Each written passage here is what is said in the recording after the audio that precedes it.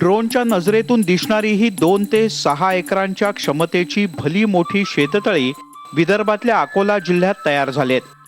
शेतकऱ्यांना ही तळी मोफत खोदून देण्यात आलेत आणि सध्या या तळ्यांमध्ये समाधानकारक पाणीसाठा सुद्धा आहे. त्यामुळे महामार्ग आणि रेल्वेची कामं सुरू असलेल्या भागातले शेतकरी सुखावलेत. माझ्याजवळ 25 एकर शेती आहे एकाच ठिकाणी समजा. त्याच्यापैकी मी 4 एकर शेत रेल्वेच्या ब्रॉडगेजच्या कामासाठी माती कामाकरिता दिलेलं आहे आणि ते 4 एकर शेतात आता म्हणजे भरपूर मोठ्या प्रमाणात तलाव झालेला आहे आणि मोठ्या प्रमाणात तलाव झालेला आहे. आणि त्याच्यानंतर आता जे पावसाचं पाणी येईल समजा या तलावामध्ये, तर त्याच्यापासून हे जे आलेलं माझं समजा आता 21 एकर क्षेत्र आहे, हे पूर्ण म्हणजे पाण्याखाली येईल आणि याचा म्हणजे भरपूर प्रमाणात मला फायदा होईल त्याचा, या पाण्याचा. आणि कापूस आणि बाकी समजा कापूस आणि तूर वगैरे हे जर पिकं सोडले तर फळबागाही समजा या पाण्यापासून आपल्याला लावता येतील, त्याचा फायदा घेता येईल त्या पाण्याचा आपल्याला तिथे. देवरी, वडीवाडोली, बळेगाव या ठिकाणी भली मोठी शेततळी खोदल्यानं आसपासच्या भागातलं जलसंधारण सुद्धा सुकर झालंय. शिवाय विहिरी आणि बोरवेल्सच्या पाण्याच्या पातळीत वाढ झाली आहे.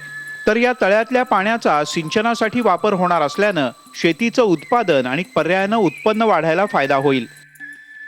कालवाडीच्या राहुल हिंगणकरांकडे तब्बल 6 एकरात शेततळ तयार झालंय.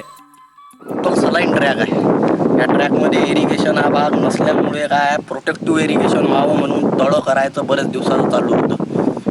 आणि योगायोग असं झालं की आता इथं राष्ट्रीय महामार्ग आपला अकोला रोड जो आहे तो हरिसालला चालला, त्याचं काम सुरू झालं आणि रेल्वे ट्रॅकचं चालू झालं. तर त्या ट्रॅकसाठी मातीची मुरुमाची आवश्यकता असल्यामुळे त्या कॉन्ट्रॅक्टरनी संबंधित अधिकाऱ्यांनी आमच्याशी कॉन्टॅक्ट केला आणि योगायोग तळं करायचंच होतं आणि करून मिळून राहिलं फ्रीमध्ये. म्हणून आपण मग हे पूर्ण जागा त्यांना दिली आणि आपलंही काम उद्देश साध्य झाला, सरकारचाही झाला आणि ठेकेदारही झाला. हिंगणकरांच्या शेतात तयार झालेल्या या भल्या मोठ्या शेततळ्यात आता मुबलक पाणीसाठा तयार आहे. हा पाणीसाठा त्यांना मोठा दिलासा तर देतोच, शिवाय शिवारातल्या भूगर्भातल्या पाण्याच्या पातळीत सुद्धा वाढ होण्यासाठी उपयुक्त आहे. याचा कापूस, सोयाबीन तसंच रब्बीतल्या काही पिकांना पाणी देण्यासाठी फायदा होईल.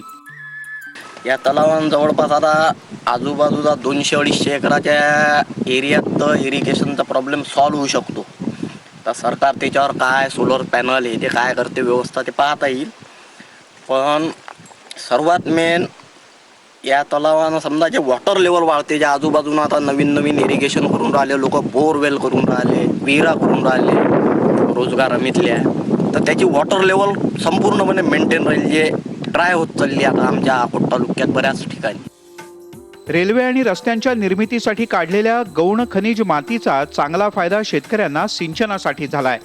तळी, तलाव आता पावसाच्या पाण्यात भरू लागलेत आणि याचा रब्बी पिकांसाठी तसंच उन्हाळ्यातल्या पिकांसाठी दमदार फायदा होणार आहे.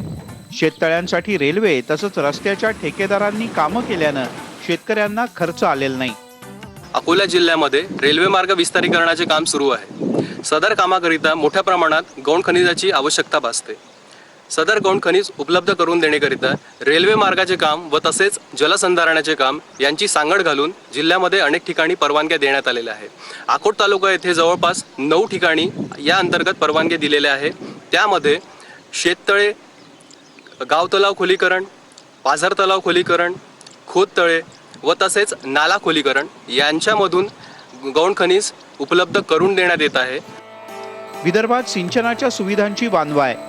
अशा वेळेला रस्ते आणि रेल्वेच्या निर्मितीच्या गरजेपोटी उपसलेल्या मातीमुळे सिंचनासाठी तयार झालेली शेततळी शेकडो शेतकऱ्यांकरता पर्वणी ठरली आहेत. शेततळ्यांबरोबरच काही गावांमध्ये 3 ते 9 किलोमीटर लांबीचे ओढे, नाले खोलीकरण करून गौण खनिजाची उपलब्धता करून घेण्यात आली आहे आणि याचा 2 गावांना मोठा फायदा झालाय. आतापर्यंत शेती आम्ही आता कोरडवाहू शेतीच करत होतो निसर्गाच्या भरोशावर समजा. हो, म्हणजे खारपान पट्ट्यात एवढ्या मोठ्या प्रमाणात कुठल्या समजा आता तलाव, एवढा मोठा तलाव कुठंच नाही आहे. एक ते आता या रेल्वेच्या म्हणजे रेल्वेचं जे ब्रॉडगेजचं काम चालू आहे त्याच्यामुळं म्हणजे या संधीचा लाभ घेता आला आपल्याला समजा. या गौण खनिजातून शेतकऱ्यांना सिंचनासाठी पाणी मिळत आहे तर सरकारला कमाईचं साधन.